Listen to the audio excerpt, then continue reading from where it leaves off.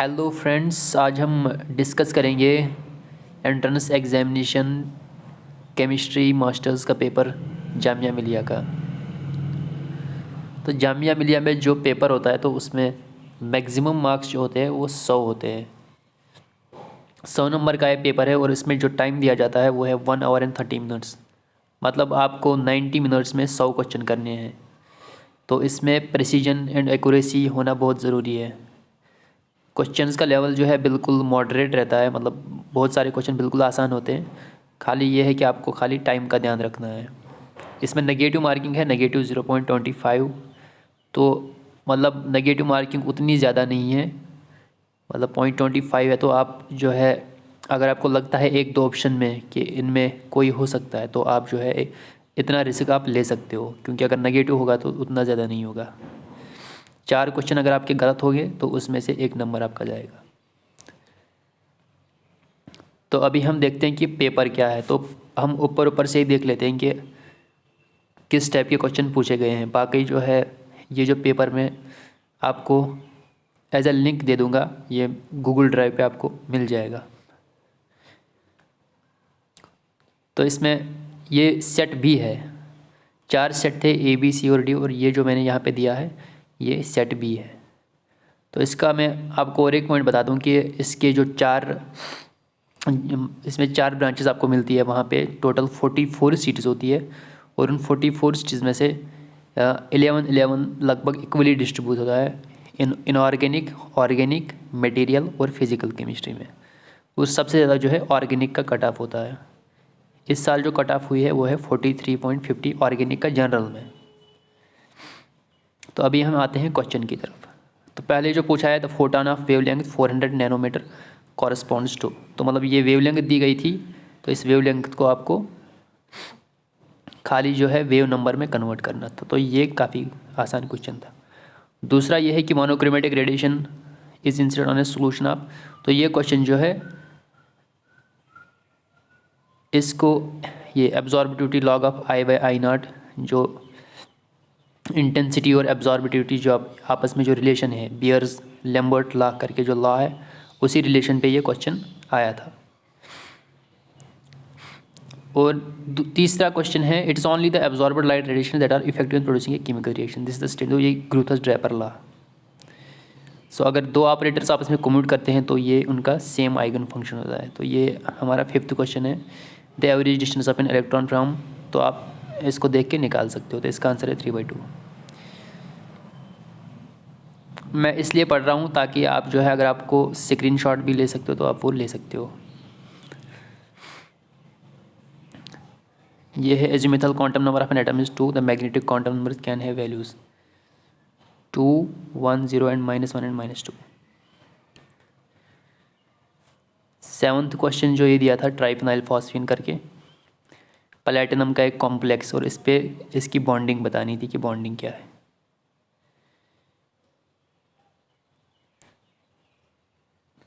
9th question है the molecular orbital of a diatomic molecule changes sign when rotated by 180 degree around the axis, the molecular orbital is, तो ये पाई orbital होगा।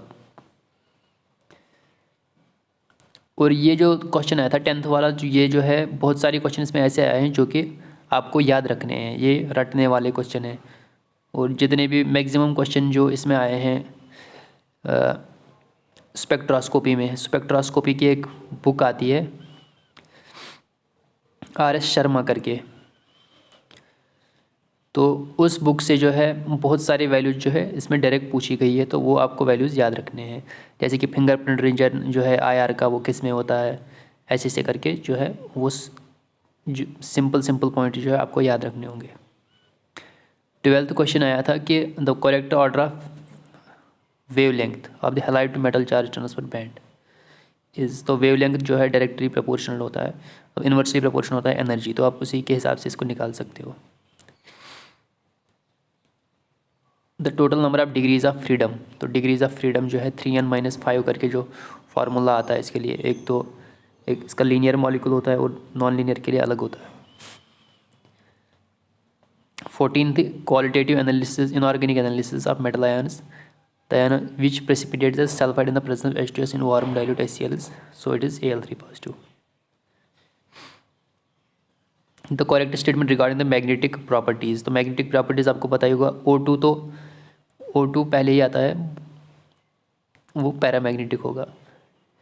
बाकी आपको फिर देखना है कि क्या है, कि इसका जो है बॉन्ड ऑर्डर निकाल के आप देख सकते हो। Among the following the correct statement is,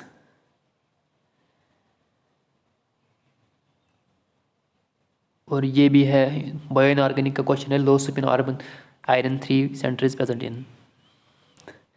मैं इसलिए जल्दी पढ़ रहा हूँ ताकि वीडियो ज़्यादा बड़ी ना बने। फिर क्रिस्टल फील्ड स्टेबलाइजेशन एनर्जी जो है इसकी ये है, तो इसमें डेल्टा ओ निकालना था हमें। अगर आपको लगता है कि आपको इसकी सॉल्यूशन भी चाहिए तो आप रिक्वेस्ट कर सकते हो।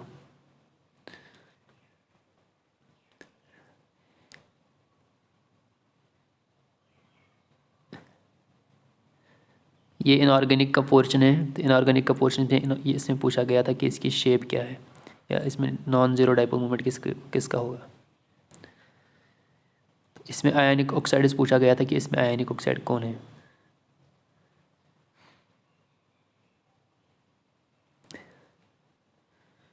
On hydrolysis aluminium carbide produces CH4। The predicted geometry of वेसिपर। ऐसे ही जो the metal ion enzyme involve in the hydration of CO2, तो जिंक इसमें आता है, वो कार्बनिक एनहाइड्रेस करके।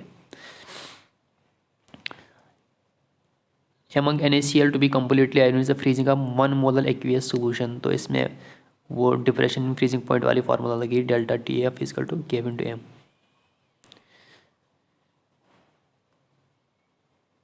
हाउ मच कार्बन मेटल, तो ये फैराडे लॉ से निकल जाएगा।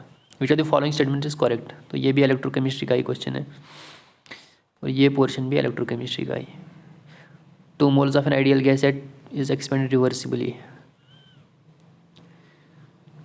Which are the following is not a thermodynamic function, तो ये वाला आसान क्वेश्चन है। एफिशिएंसी पे 1-2 क्वेश्चन जो है पूछे गए थे। The bond energy of an OH bond is 193 when 1 mole of water is form. तो इसमें H2O को देख के उसमें से आपको, क्योंकि 2 OH बॉन्ड बनेंगे तो ट्वाइस निकलेगा। एंथैल्पी इज इक्वल टू, कुछ क्वेश्चन जो है आपको फिजिकल केमिस्ट्री में डायरेक्ट जो है फार्मूला पूछे गए थे, तो वो आप किसी भी बुक से देख सकते हो। पूरी शर्मा इसके लिए सबसे अच्छी बुक है। According to Le Chatelier's principle maximum yield of NH3 is obtained at. तो ये लिचर्ड लियर्स प्रिंसिपल पे क्वेश्चन पूछा गया था, तो ये आपको पता होना चाहिए कि ये एक्सोथर्मिक प्रोसेस है कि एंडोथर्मिक रिएक्शन है। Equimolar concentration is the forward and backward, तो इसका KC देख के आप निकाल सकते हो। और is the conjugate acid of conjugate base of OH negative, तो कंजुगेट बेस वही होगा कि जिसमें H पॉजिटिव इसका कम होगा, तो इसमें O2 नेगेटिव आएगा। KSP भी आप देख लेते हो क्या है, Mg2 positive plus 2 OH negative, तो वो निकाल के देख सकते हो। ये भी है, ये भी याद रखने वाली चीज़ थी। ऑस्टवालर डाइल्यूशन लॉ की इक्वेशन होती है α² C plus α K - K equal to 0। Phase diagram के बारे में क्या गलत है, तो इसमें ट्रांसफॉर्मेशन रेट जो है उसकी इन्फॉर्मेशन नहीं होती है, बाकी जो है बाकी सब ठीक है। T½ जो है एज इनिशियल का डबल किसकी होती है, तो डबल उसी की होगी जिसमें इसकी डायरेक्ट रिलेशन होगी। तो T½ इजकल टू A0/2K, तो वो होता है ज़ीरो ऑर्डर रिएक्शन का।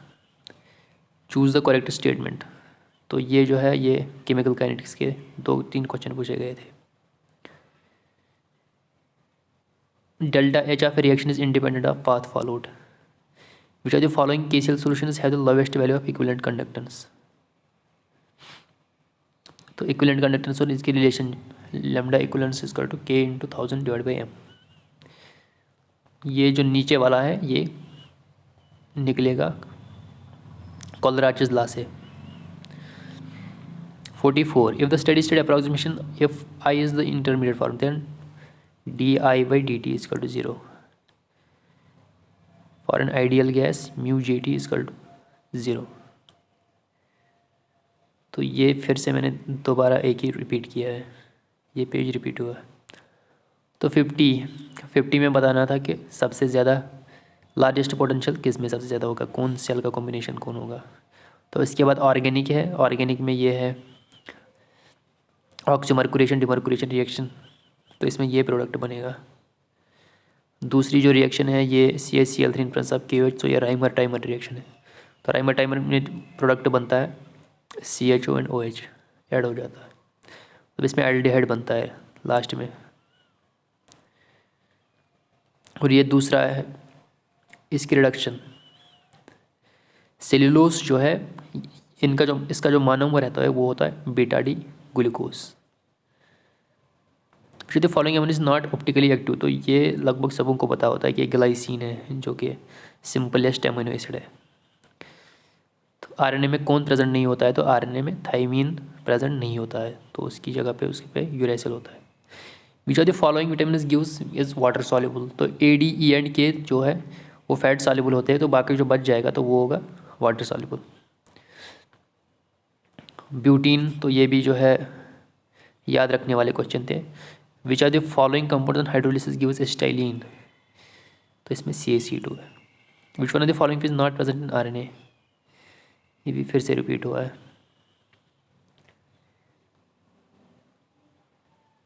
ये वाली क्वेश्चन जो है क्रोमाइल क्लोराइड करके, ये भी एक नेम्ड रिएक्शन है,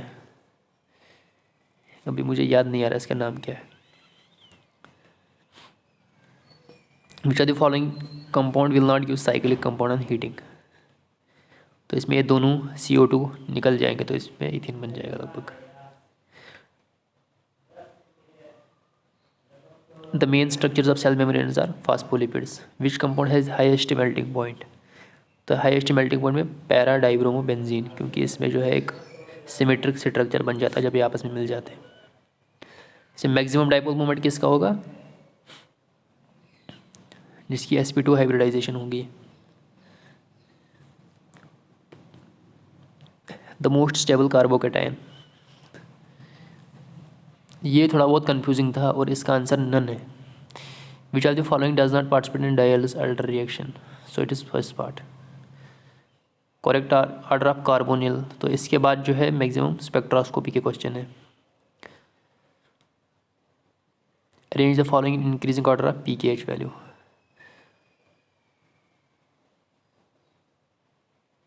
तो ये जितने भी एसिड है इसमें से कोई भी एसिड में से फंक्शनल ग्रुप इनका C डबल बॉन्ड OH नहीं होता है, जो टिपिकल एक कार्बोक्सिलिक ग्रुप है वो प्रेजेंट नहीं होता है। Arrange the following in decreasing order of percentage in all content, तो electronic transition responsible for the colour of, तो ये जो है पोटेशियम डाइक्रोमेट, इसका इन्होंने आंसर दिया है की पे डी ट्रांजिशन, मगर मुझे लगता है कि इसमें थोड़ा शायद प्रॉब्लम आया था, एक दो क्वेश्चन उन्होंने फिर डिलीट किए थे, वो मुझे अभी पता नहीं है, शायद ये भी उसी में होगा क्योंकि इसमें मुझे डाउट है। Iron obtained from chalcopyrites, iron silicate, तो which are the following is less acidic, इनमें से सबसे लेस एसिडिक कौन होगा, तो मतलब जिसका इसकी इलेक्ट्रोनेगेटिविटी कम है तो ये ज़्यादा कम खींचेगा, तो ये कम एसिडिक होगा।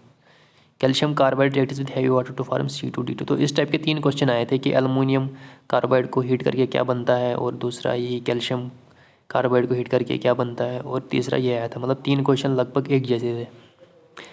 तो जिंक को कैसे हम एक्सट्रैक्ट करते हैं, तो distillation. The transition zone for Raman spectra is between the vibrational and rotational levels. Biodiesel होता है एस्टर।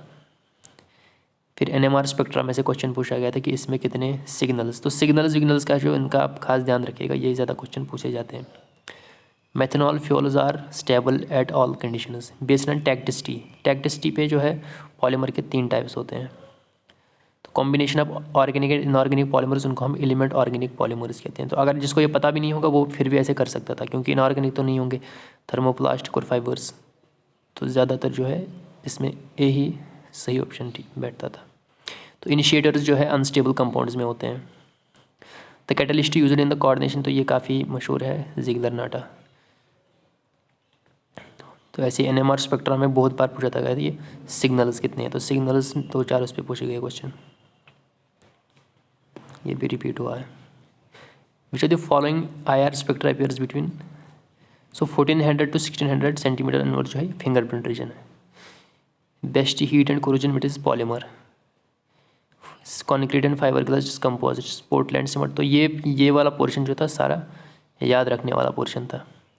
तो अगर आप ये भी कर लीजिए कि आप जो है पहला देख लीजिए कि कौन सा ऑर्गेनिक पोर्शन कौन सा है, तो वो आप पहले कर लीजिए, क्योंकि उसमें से आप ज़्यादा ठीक हो, मतलब टाइम, उसमें टाइम बिल्कुल कम लगेगा।